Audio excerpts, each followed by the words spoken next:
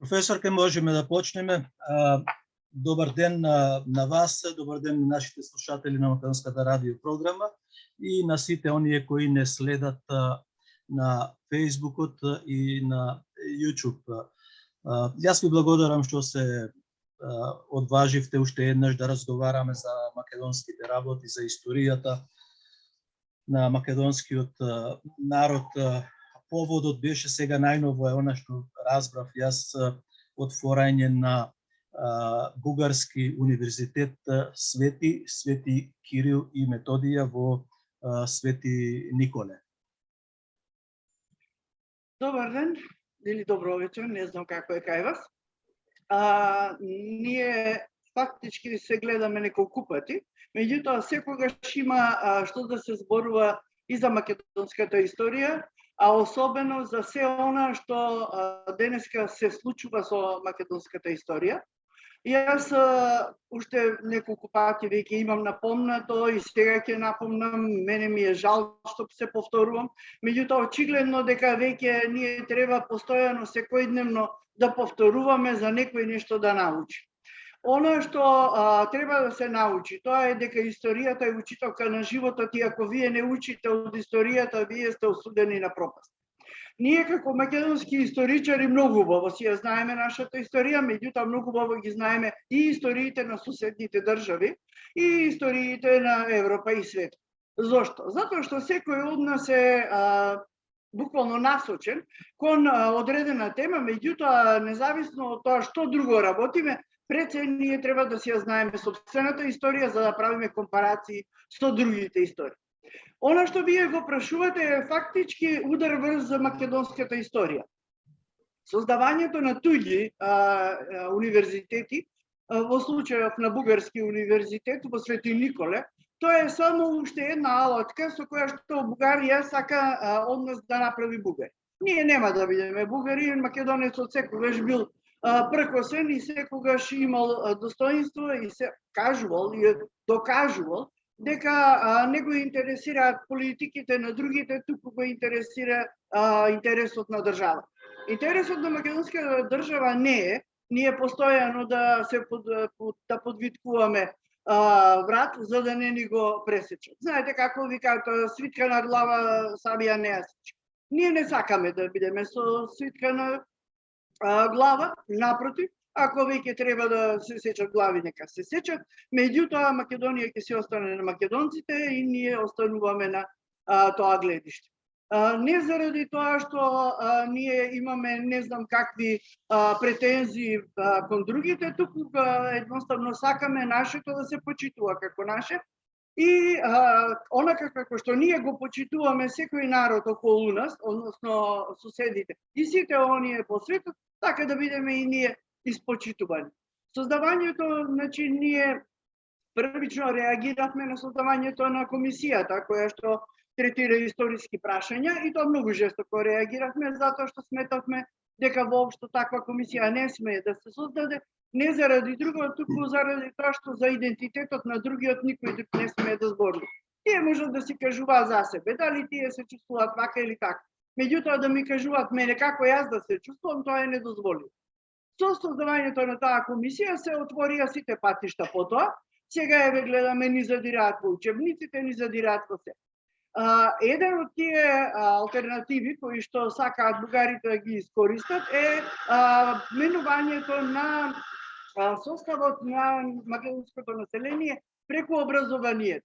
Ако ние со децении веќе зборуваме дека реформите во македонското образование се чиста шминка, односно се никакви, тогаш дефинитивно во таа шминка и во таа никаквост влегува и отворањето на овој универзитет кој што вие го спомнувате. Доколку ние би имале некаква стратегија со образованието, односно стратегија каква што заслужува една држава, таков универзитет немаше да се отвори, не заради друго, туку заради тоа што тој универзитет треба да создаде, зборувам да создаде, бугарски кадри за образованието во Македонија. Начинот на кој што работи комисијата води кон тоа. Прво да се создаде високо образован кадар во Македонија кој што ќе служи на бугарските интереси, а потоа за тој кадар бугарите да запињаат, односно цело време да не уценуваат, да се отвораат работни места. Ако веќе отвориме работни места, тоа ќе бидат по училишта, тоа ќе бидат по администрацијата, што значи во Македонија за македонците ќе нема работни места, меѓутоа ќе има работни места за малцинствата. Малцинството, односно, нели, бугарскиот народ, кој што нема да биде малцинство, туку ќе биде на еднакво рамниште со другите државотворни народи, ќе треба да им се обезбеди работно место во секое или во некои од училиштата за почет. Ако веќе им се обезбеди, знаете, тоа е едно врзано колце, тоа е синџи. Едно по друго се случува.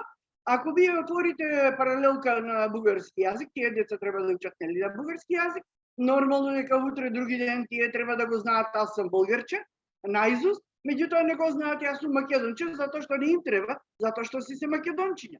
Знаете, кога еден народ се обидувате да го асимилирате, удирате прво по децата, а по децата се удира со наставниот кадар. Сега наставниот кадар треба да го добијат во Свети Николе и така, како што нели, сега јас не знам која е комисијата за акредитација, ама насетувам, затоа што вие да дадете изим да се отвори еден таков универзитет, треба да немате минимум национално чувство. Мислам, во овој период. Во Македонија имаме ние универзитети, Американ коледж, ваков коледж, таков коледж. Меѓутоа, сето тоа е далеку од она што сега во моменталната состојба се случува во Македонија и со македонската историја, вие да отворите еден било каков универзитет на бугарски јазик и кој што ќе ви ја промовира бугарската идеја за Македонија, односно дека ние немаме Македонија, немаме македонци и ние немаме македонска држава. Професорка, тие веќе вие треба да знаете дека за 30 евра се изучувал бугарскиот јазик во некои училишта во Македонија. Тоа не се во училишта, тоа е онлайн настава. Секој дете добива 30 евра за посетување на часовите и тоа е месечно. Значи, јас сум поразена од фактот дека на некои луѓе, значи не зборувам сега за луѓето, зборувам за политиката во Македонија, дека на некои луѓе им се потребни 30 евра месечно за да преживуваат. Тие луѓе не се чувствуваат бугари. Тие луѓе се до тој степен осиромашени, што дури и 30 евра, еве да речеме дека има две деца. Две деца по 30 евра се 60 евра. Ако некој за 60 евра е сиромашен и го запишал своето дете само за да го преживе месецот, тогаш можете да замислите на кој дереđe е доведено македонското население во Македонија. Тоа е страхотно. Значи, тоа е страхотно. Тоа што тие го изучуваат јазикот, јас ќе ви кажам лично, еве од моје искуство, моите деца учат и англиски учат, германски учат, албански, не заради друго, туку затоа што секогаш има една кинеска поговорка, вика колку повеќе јазици зборуваш, толку луѓе вредиш. Значи јас не сум против тоа да знаат некој јазик. Меѓутоа повторно ќе речам, во констелација во која што сега ние се наоѓаме, во ситуација во која што Македонија буквално како држава е обседната или обсадена од сите страни со бугарштината и од Европа, да не се залажуваме. Значи, за целата оваа конструкција на Бугарија стои и Европската унија. Видовме тоа најубаво со тој фамозен француски предлог. Значи, ние сме од сите страни сардисани, само за да не бидеме македонци. Ја не успевам да разберам само едно. Дали ние како македонци, како историја, како габарит, сме толку моќни, сме толку битни, па целата ова Европа да се покрене да не нема, или пак целата наша историја е пребогата, што тие мораат да ја разделат на нивните мезимчиња, Грција, Бугарија и сите тие други заинтересирани за нас, што веќе ова е како атак врз целата држава. Оно што е наша задача, еве јас кажувам од моје име, кажувам од името на моите колеги кои што застанаа зад формирањето на комисијата за историски образовни прашања, кажувам дека ние ќе си обстоиме на нашата работа, на нашата задача, а нашата задача е да бидеме до крај искрени, да ги почитуваме меѓутоа да ја толкуваме поштуваме документацијата на оној начин на кој што е напишана, во времето во кое што е напишана и така натаму и така натаму. Професорке, ние зборувавме вие зборувавте односно за комисијата, еве зборувате и за достоинството на историчарите, меѓутоа уште еден наш колега влета во таа комисија каде што се делат евра. Тоа е Димитар Љоровски.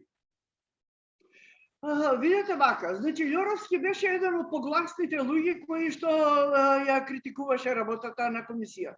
Очигледно дека сега проработеа некои евра по џебовите. Знаете како викале во турско, викале дај му 2 златника и ќе видиш кој е. Така што еве и тој многу си се покажа, на мене ми е многу драго што тој прифати да биде во комисијата, затоа што ние знаеме како дојде во Институтот за национална историја. Тоа беше, ете, да не речам многу тажно за Институтот за национална историја, бидејќи да не беше еден од неговите родители вработен во Институтот, тој никогаш немаше да биде во Институтот, веројатно некаде банани ќе продаваше или маслинки од Грција. Меѓутоа, тоа е што е, ете, ние го добивме во комисијата несреќна и тој несреќен човек. Она што мене ми е многу битно, тоа е што сега знаеме со кого имаме работа, бидејќи ако човек кој што трубел и тропал натапани дека таа комисија е никаква, значи дека штом пристапувате кон никаква комисија и вие сте таков. Да, меѓутоа се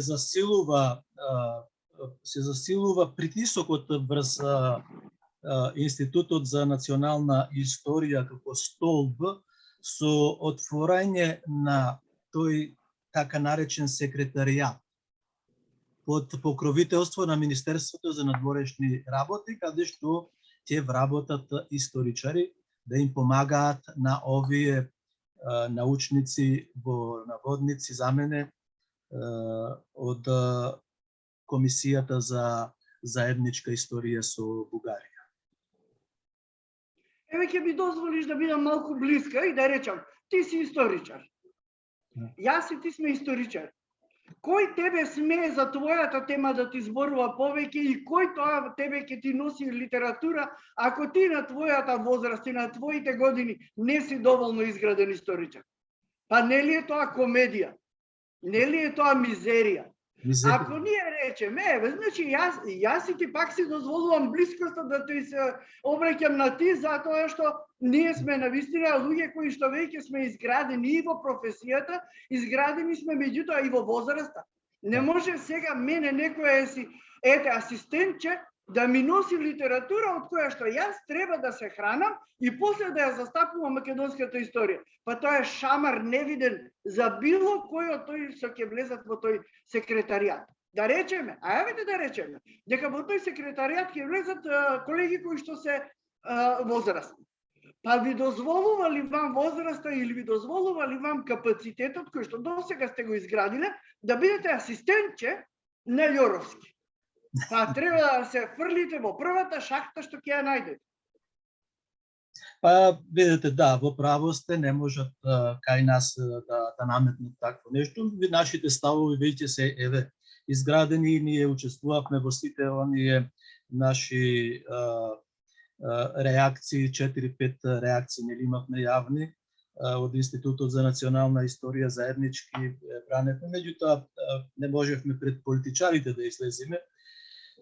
Понатаму уште ме интересира она што прочитав јас и што слушнав од првиот човек на бугарската комисија. Веќе овие 3 години разговарале за Гоце Делчев како да го сместат за заедничка прослава или заеднички херој бугарско-македонски, и ние не знаевме ако не откриеше Ангел Димитров, се вика така. Да. Вака сега. Безсрамно, драги Георгиев, без страм, криеше од нас, не баре тоа ќе останеше така за витка. Видете, драги Георгиев си е драги Георгиев, тој си се накалеми со дебели пари и тоа е негова работа, како утре други ден ќе ги правда, пак е негова работа. Она што е многу битно за нас. Гоце Делчев е апостол на македонското ослободително дело. Гоце Делчев е поим кој што во македонската историја не е само историска личност. Вие Гоце Делчев го имате во македонската национална традиција, тоа е вткаено во сите песни, тоа е вткаено во менталниот склоп. Вие ви се раѓа дете, го крштавате Гоце. Ке ми кажат ли мене бугарите колку Гоце деца имаат во Бугарија? Немаат. Меѓутоа си имаат Аспарух, си имаат Пресијан, си имаат тоа што им е нивна историја. Нашата историја и нивната историја нема допирна точка со Гоце Делчев. Гоце Делчев си се знае кој бил и знае што е. Она што јас не знам колку е познато во јавноста, меѓутоа мене нормално дека ми е познато, е една статија која што во 1924 година ја пишува Димо Хаджидимов. Димо Хаджидимов ја нарекува статијата "Тој плаче" и ја става 3 точки. Објаснува таму дека после 21 година од смртта на Гоце Делчев, веќе има младинци кои што имаат 21 година и кои што одат по патеките на Гоце Делчев за ослободување на Македонија од оние кои што сакаат од неа да нема ништо. И сега пишува што пишува, меѓутоа завршува дека сите оние кои што си ја сакаат Македонија, меѓутоа не Македонија како што ја сака Бугарија, сите треба да го имаат Гоце Делчев како светол патокас во живот. Зошто не напишал Димо Хаджидимов во 1921 година да биде патокас на бугарскиот народ? Значи тоа е тоа што тие не можат да го прифатат. Дека знаеме ние колку македонци биле во сите бугарски влади, знаеме колкаво е населението во Бугарија македонско, кое што тие никако да го признаат. Меѓутоа не треба да го признаат. Затоа што европските судови им кажаа дека си се тие буквално ќе бидам многу отворена и ќе бидам многу искрена. Тие си се фашисти. Во даден период, тие во минативе години, донесоа, значи бугарскиот парламент, донесе една одлука дека тие се откажуваат од комунистичкиот период на нивната држава.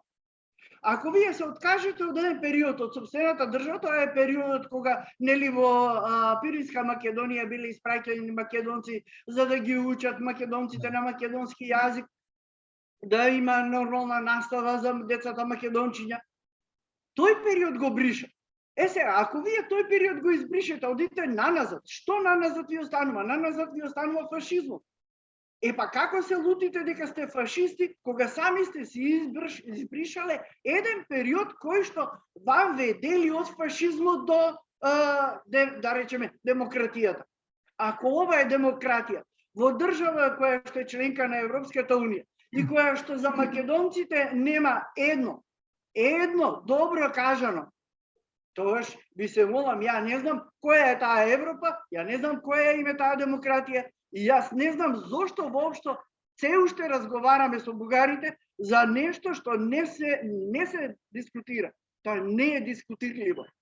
Добро, веројатно сметате ли дека имаат национална свест политичарите или пак се исто така платени со евра, големи платеници се што не реагираат. Еве денес не знам дали ви е познато, јас добив соопштение од Омо Илинден Пирин дека Таче, премиерот Димитар Ковачевски во Обединетите нации не ги спомнал македонците во Бугарија, Грција и во Албанија.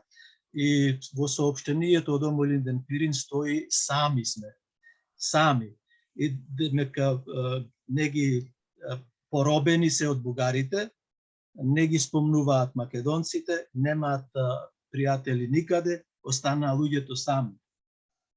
Не би рекла јас дека се сами. Ако ние постојано зборуваме за на политичко ниво. Тоа е друго. Значи, ајде мака да ја свртиме работата. Велите дека во Пирин се македонците сами. Па со кого сме ние овде во Македонија? Па нели да, и тука истото прашање беше што ве прашав.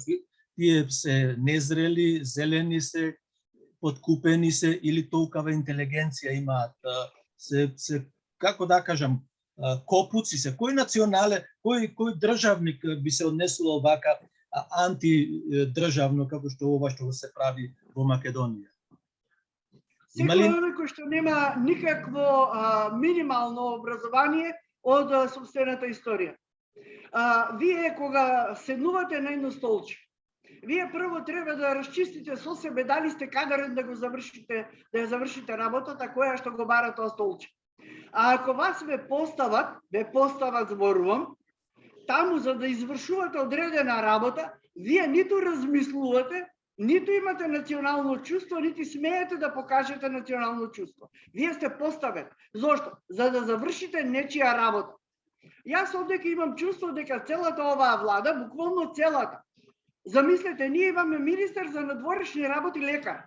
Па вие треба да сте неопитен во ништо друго, па да речете ме бива за се.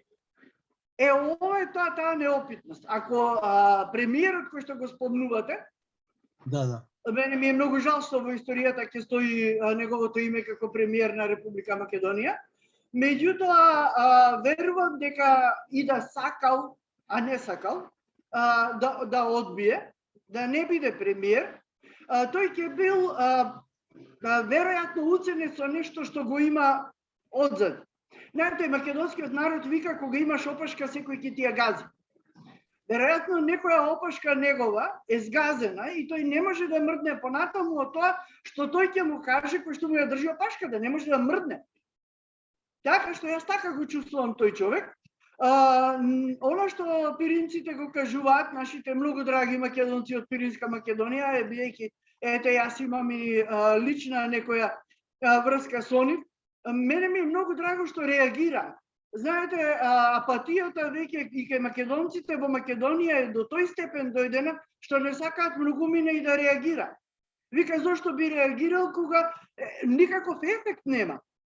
Драго ми е што реагираат, драго ми е што го кажуваат тоа што го кажуваат, ќе остане за историја се што напишале, ќе има нитка која што нас ќе не држи, односно како македонци ќе не држи и во иднината, затоа што еве ќе кажеме Македонија и македонецот не подлегнал и во моменти кога цела Европа му се качила буквално наглава за да се одродат од сопствениот род кој што има илјадници векови традиција.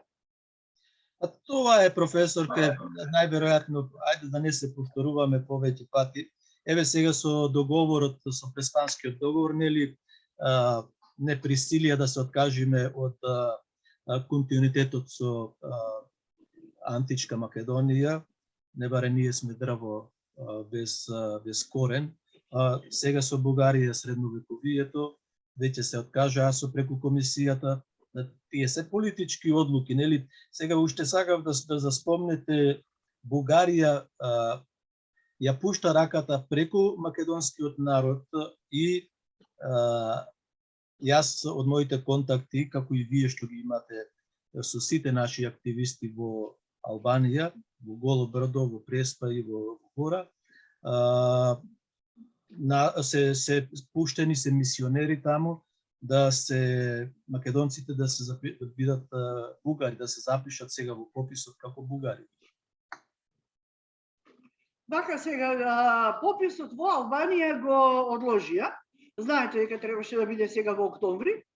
Одложена е од нивна причина, веројатно кога застана овој Џамбаски пред Скендербек, пред споменикот на Скендербек во Приштина, и кога кажа дека е тој нели помајка българин, нели од Исус Христос се наваму е българско, тогаш се освестија малку и си рекоа чекај, да, она што многу мина го зборуваа дека македонците или македонците најмногу во Албанија го зборуваа дека тоа побугарување на македонците, кое што ете албанската влада го голтна во 2017 година, ќе биде само еден чекор или едно барање на бугарите кон Албанија за оценување за пристап кон Европската унија.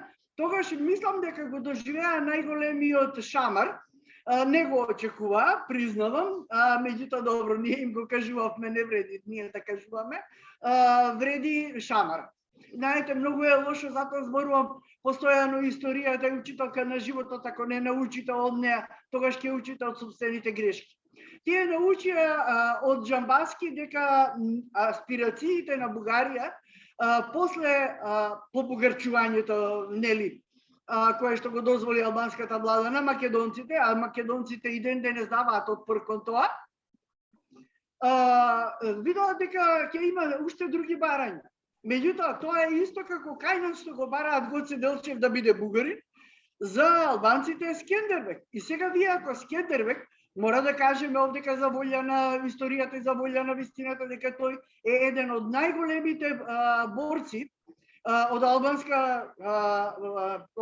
албанско потекло, кој што се борел за христијанството. Тој не се борел за исламот, се борел за христијанството и како таков е многу значаен за нас и за целокупната историја. Така што ние што и да сакаме, што и да зборуваме, историјата и вистината се едно, меѓутоа никогаш не можеме да заборавиме дека за албанците Скендербек е истото што и Гоце Делчев за македонците. Сега кога нив ги боли, тие го одложија пописот, не знам зошто, не е ни битно. Битно е дека во моментот тие го доживеа најголемиот шок. Кога ним Џамбаски на сред Приштина им раскажа колку голем бугарин е Скендербек. Да, го гледав тоа, но добро е за слушателите и за јавноста да знаат што се случи. Ме интересира, че ние нашите интервјуа секогаш ги правиме околу нашата состојба.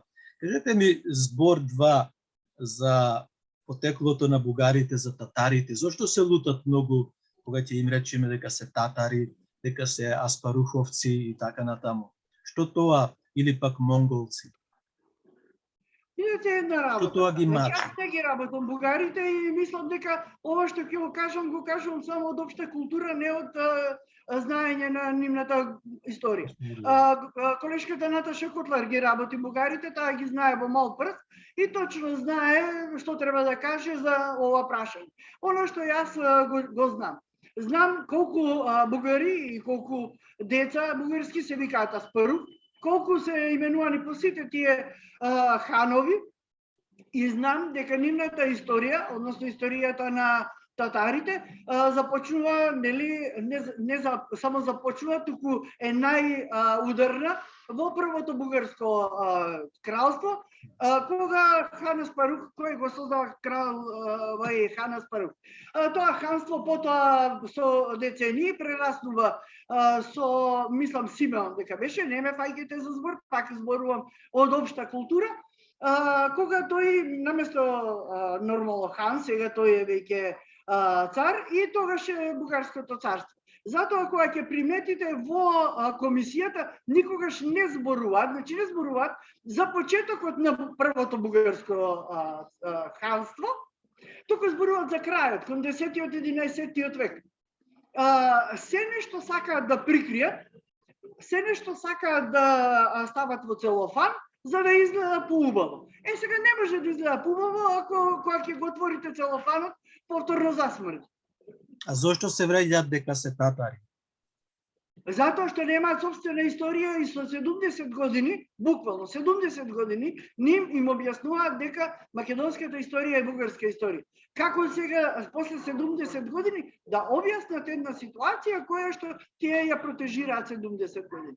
Не можете. Значи, вие кога ќе влезете во лагата, тонете. Постојано. И сега тие сакаат да го докажат она што е недокажливо. И на крајот, да го заклучим ова интервју, ќе се превземе нешто повеќе околу таа историјата, бидејќи секретаријатот нели наликува на паралелна институција на Институтот за национална историја, а исто така, веројатно како што зборувавме и со професорката Наташа Котлар, дека тоа е и еден прв силен удар врз институтот. Не би рекла дека е удар врз институтот, тоа е удар врз сите оние кои што ќе прифатат да бидат потрчковци на потрчковци. Значи, ако сите тие, јас најодговорно тврдам, 10 души се максимум, кои што се согласуваат со тоа дека комисијата треба да остане. Нормално, од лични причини, дали се членови на партијата која што ја направи таа комисија, дали се луѓе кои што имаат различни гледишта од оние кои што би требало да ги застапуваат како вработени во Институтот за национална историја. Значи, ние ако имаме минимум достоинство, еден од нас треба да не прифати не само да соработува, туку едноставно да ги анулира сите барања на комисијата кои што се однесуваат за доставување на материјали. Сега, ајде да одиме на следно прашање. Чии материјали таа комисија ќе доставува? Наши. Значи, ние сме оние, колку сакате, не сакајте не, колку сакате, не трпете не, ние сме тие кои што сме стожерот на историската наука во Македонија. Ние. Можете вие да не анулирате со тоа што нема да не викате и нема да ни го почитувате знаењето. Меѓутоа, нашето знаење не побитливо. Сега ме натеравте да прашам уште едно прашање. Со вашиот одговор. Кога велите дека ќе користат наш материјал, така? Каков материјал користеше претседателот Пендаровски кога рече Гоце Делчев е бугарин? Исто така Зоран Заев, исто така и нашиот Драги Георгиев, и тој рече дека во документите бугарски во архивите стои имало писмо дека е потпишан дека е бугарин. Како го толкувате тоа? Веројатно некој материјал користеле кој што многу звечка. Ако не им зазвечкал материјалот, немало да го кажат тоа. Така.